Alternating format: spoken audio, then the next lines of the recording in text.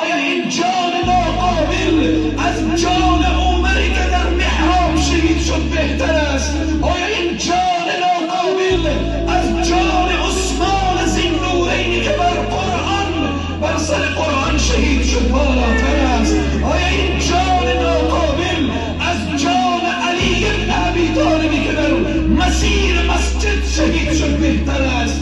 آیا این جان ناقابل از جان امام ابو حنیفه که در زیر شلاقها قرار گرفته بالاتر است؟ آیا این جان ناقابل از جان احمد بن حنبل و حنبلی ها آیا بالاتر است؟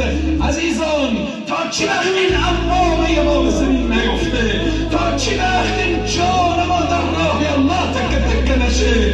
اگر اون حادثه پیش می آمد، من با خود میگویم که یا الله پروردگار، از تو نخواستم که داخل خانه خود شهید بشم، از تو نخواستم که داخل این مدرسه شهید بشم. یا